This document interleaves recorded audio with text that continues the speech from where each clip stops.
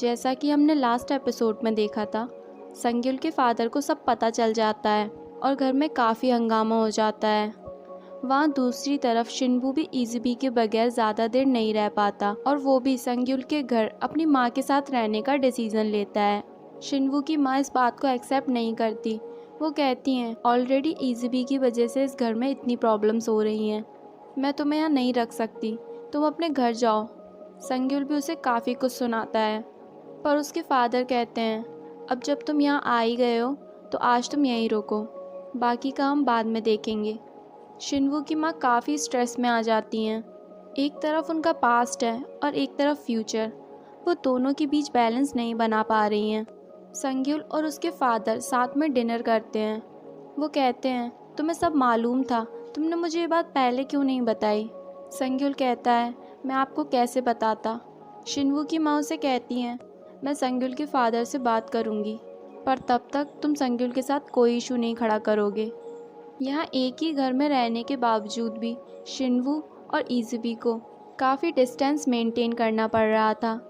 इतना सब कुछ हो जाने के बाद भी शिनवू अभी भी संगिल को अपना दोस्त मानता था, पर संगिल का बिहेवियर अब चेंज हो गया था।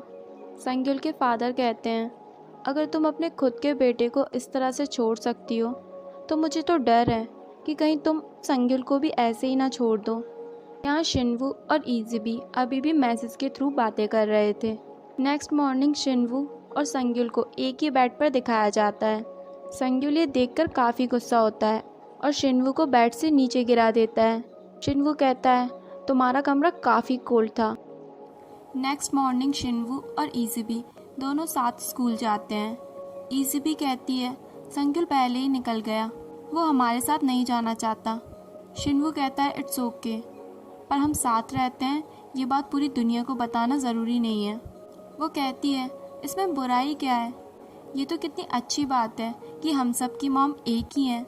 शिनवू कहता है हम सब अब दोस्त नहीं हैं। बेचारी इज़ुबी। वो कहती है ये ह्यूमंस कितने कॉम्प्लिकेटेड होते हैं।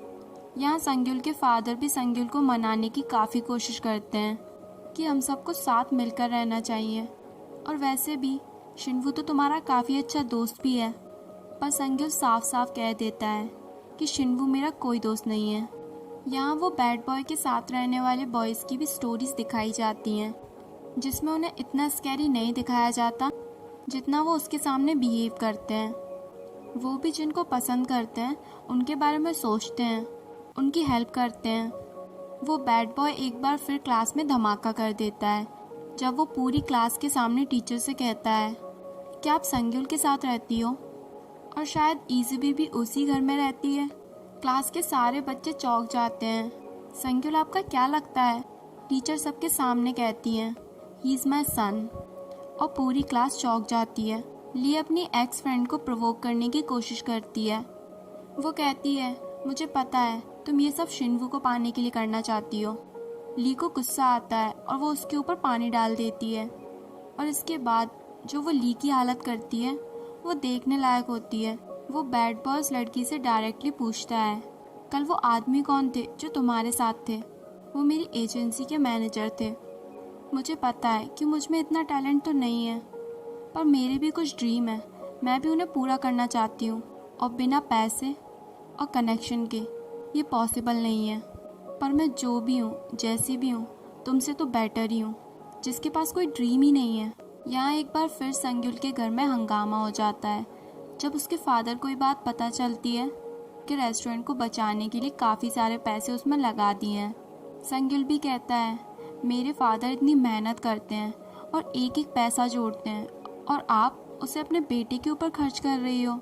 वो कहती हैं ये तुम्हारे फादर का ही पैसा नहीं है, मैंने खुद से भी काफ़ी सेविंग की थी एक छोटा सा घर खरीदने के लिए। संगिल तो उस बात को भी उल्टा ले जाता है। वो कहता है मुझे पता है आप हम दोनों को अपनी लाइफ से निकालना चाहती हो, यही प्लान है ना आपका। यहाँ इज़ुबी लाइब्रेरी जाने के बहाने के रेस्टोरेंट में काम कराने आती है। संगिल इस सब से फ्रस्ट्रेटेड होकर पीसी रूम में गेम खेलने चला जाता है, जहाँ उसे वो बैड बॉय मिलता है। इज़ुबी वहाँ तोपोकी का ऑर्डर डिलीवर करने आती है। संगिल उसे देखकर चौंक जाता है क्योंकि उसने उसे झूठ कहा था कि वो लाइब्रेरी जा रही है। संग्युल को काफ़ी गुस्सा आता है। वो उस बैड बॉय से कहता है, क्या तुम मेरी मदद कर सकते हो? और नेक्स्ट सीन में सभी लोग शिन्वू के रेस्टोरेंट में पहुंच जाते हैं। संग्युल सभी से कहता है, आज पेट भर कर खाओ क्योंकि ये ट्रीट मेरी तरफ से है। सब खूब पेट भर कर खाते हैं। लास्ट में जब शिन्वू संग्युल को बिल देता है तो संग्युल कहता है, हम तो एक फैमिली हैं, है ना? और तुम्हारे रेस्टोरेंट को बचाने के लिए मेरी माँ ने काफ़ी पैसे खर्च किए हैं, तो तुम इस बिल को माफ़ तो कर ही सकते हो। और ईज़ीबी को लेकर वहाँ से चला जाता है। ईज़ीबी संग्युल से कहती है, और कितना हर्ट करोगे तुम शिन्वू को? मैं जानती हूँ इससे कहीं ना कहीं हर्ट तुम भी होते हो, तो इस जिद को छोड़ क्यों नहीं देते? ईज़ीबी की रिस्ट फिर से चमकने लग जाती है। वो उस पर गौर करता है और घर जाकर उसे ड्रॉ करता है जो उसने उसकी कलाई पर देखा था। उसमें से एक तेज़ रोशनी आती है जिसे देखकर उसकी आंखें फटी की फटी रह जाती हैं। तभी उसके फादर आवाज़ लगाते हैं और वो लाइट बंद हो जाती है। डाइनिंग टेबल पर शिन्वू को देख संग्युल कहता है, मेरा भी खाने का मन नहीं है। शिन्वू उठ जाता है और कहता है, तुम बैठ जाओ, मैं बाद में खा लूँगा। संग्युल के फादर दोनों से कहते हैं, मुझे नहीं पता तुम दोनों की प्रॉब्लम क्या है, पर मेरे घर में सब साथ बैठकर खाते हैं। यहाँ संग्युल के फादर और शिन्वू बात करते हैं। वो उससे उसके स्टोर के बारे में पूछते हैं। वो कहता है, काफ़ी अच्छा चल रहा है और मैं और मेहनत करूँगा ताकि आप लोगों का कर्जा जल्द से जल्द चुका दूँ। वो कहते हैं, तुम्हारी मॉम ने जो भी किया वो नेचुरल है। अगर उनकी जगह मैं भी होता तो मैं भी यही करता।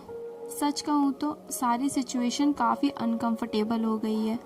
शिन्वू कहता है, ये मेरे लिए भी काफ़ी अनकंफर्टेबल है और आप संग्युल की चिंता बिल्कुल मत करो। संग्युल के फादर को ज़्यादा ही ड्रिंक कर लेते हैं। यहाँ शिन्वू और ईज़ीबी पार्क में होते हैं। शिन्वू कहता है, संग्युल मेरी वजह से अनहैप्पी है। ईज़ीबी कहती है, तुम्हारी वजह से काफ़ी लोग इस दुनिया में अनहैप्पी होंगे, पर एक पर्सन है जो तुम्हारी वजह से हैप्पी है। शिन्वू पूछता है, वो कौन है? ईज़ीबी उछल कर कहती है, इट्स मी। संग्युल भी वहाँ से निकल रहा होता है। शिन्वू से आवाज़ लगाता है और कहता है, मुझे तुमसे कुछ बात करनी है, और ईज़ीबी को घर जाने को कहता है। दोनों एक चैलेंज करते हैं। शिन्वू कहता है, अगर मैं जीत गया तो तुम्हारा, टीचर और मेरा सीक्रेट हमेशा एक सीक्रेट रहेगा। वहीं संग्युल कहता है, और अगर मैं जीता तो मैं ईज़ीबी का सीक्रेट सबको बता दूंगा। वो कहता है, पर ईज़ीबी का कोई सीक्रेट ही नहीं है। दोनों अपनी अपनी तरफ से पूरी कोशिश करते हैं। हालांकि शिन्वू के हाथ में चोट होती है, पर फिर भी वो हिम्मत नहीं हारता और जीत जाता है। उसे कहता है, now shut your mouth for ever, और वहाँ से चला जाता है। घर आकर शिन्वू के हाथ का पेन और बढ़ जाता है। वो पेन किलर ढूंढता है और दवाई ना मिलने पर वो सोफे पर लेट जाता है, और तभी उसे मॉम देख लेती हैं। वो जल्द से जल्द उसे ट्रीट करती हैं, उसे पेन किलर देती हैं।